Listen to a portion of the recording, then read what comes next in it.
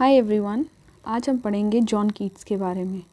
John Keats एक second generation romantic poet थे जो पैदा हुए थे 1795 में and he died in 1821। John Keats को हम सेकेंड जनरेशन पोएट क्यों कहते हैं? तो बहुत लोग पूछते हैं इनको सेकेंड जनरेशन पोएट क्यों कहते हैं। ये तो रोमांटिक पोएट भी बेसिकली हम कह सकते हैं। तो इनको सेकेंड जनरेशन पोएट इसलिए कहते हैं, रोमांटिक पोएट इसलिए कहते हैं क्योंकि फर्स्ट जनरेशन में हमारे जो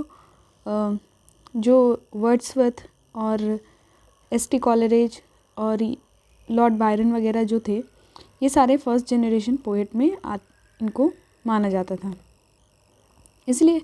और जॉन कीट्स तो जो थे वो लेटर पार्ट में आए थे, उन्होंने पोएट्री बाद में लिखी थी, इस वजह से उनको सेकेंड जनरेशन रोमांटिक पोएट कहा जाता है।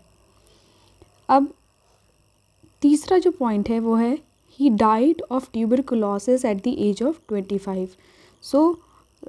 जो जॉन कीट्स थे वो बहुत ही जल्दी इनकी डेथ हो गई थी at the age of 25 in year 1821। और किस चीज़ से डेथ हो गई थी? इनको ट्यूबरकुलोसिस हो गया था, जिसको हम कभी कभी जो एग्ज़ाम में लिखा रहता है वो कंजम्पशन भी लिखा रहता है। तो ये इनकी डेथ हो गई थी किस वजह से? ट्यूबरकुलोसिस या कंजम्पशन की वजह से। चौथा पॉइंट है Keats was also medically trend surgeon. तो कीट्स जो थे एक मेडिकली ट्रेंड सर्जन भी थे, मतलब पोइट्री लिखने से पहले उनका मेन जो प्रोफेशनल ट्रेनिंग उन्होंने ली थी वो सर्जन की ली थी, लेकिन उनको पोइट्री लिखना पसंद था, इस वजह से वो पोइट्री लिखने लगे थे। Later on when he was youth, और जब वो यंग थे तो he fell in love with a girl name Fanny Brown. Fanny Brown से उन्हें प्यार हुआ था, लेकिन इवेंचुअली उनकी शादी नहीं हो पाई थी क्योंकि फैनी ब्राउन ने उनको छोड़ दिया था। She deserted him. सो इस वजह से उनकी शादी नहीं हो पाई थी। But Keats was in love with Fanny Brawne. Keats की सबसे जो पहली पब्लिश्ड पोएम थी वो थी ओ सॉलिट्यूड। ओ सॉलिट्यूड कब आई थी? वो 1816 में। और ये किस मैगज़ीन में पब्लिश हुई थी? ये पब्लिश हुई थी, एक मैगज़ीन था एग्जामिनर नाम का, उस मैगज़ीन में ये पोएम सबसे पहले पब्लिश्ड हुई थी।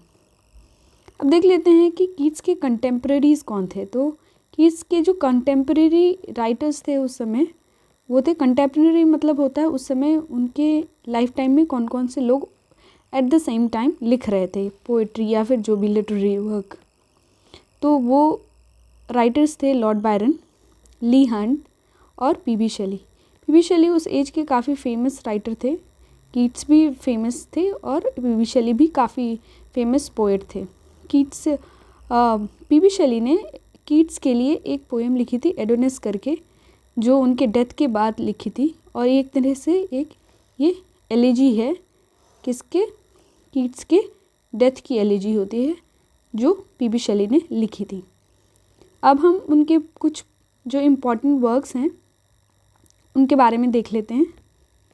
तो इनका सबसे पहले जो मेजर इम्पॉर्टेंट वर्क था वो था पोएम्स 1817 में पब्लिश हुई थी, और इस वर्क को ब्रूटली क्रिटिसाइज़ किया गया था।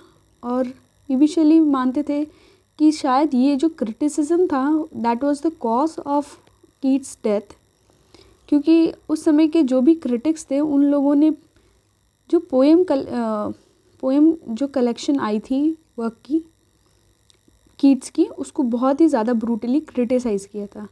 दूसरा कलेक्शन ऑफ वर्क था उनका एंडेमियन आई थी 1818 में, और ये इन्होंने डेडिकेट किया था थॉमस चैटरटन को ये पूरा वर्क इन्होंने डेडिकेट किया था। ठीक है, अब इनके इम्पॉर्टेंट पोएम्स कौन से हैं?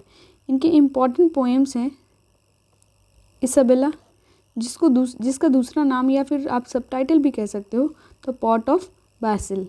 सो इसका इसाबेला एक इम्पॉर्टेंट पोएम है, और इसका दूसरा नाम हम कह सकते हैं कि पॉट ऑफ बेसिल भी है।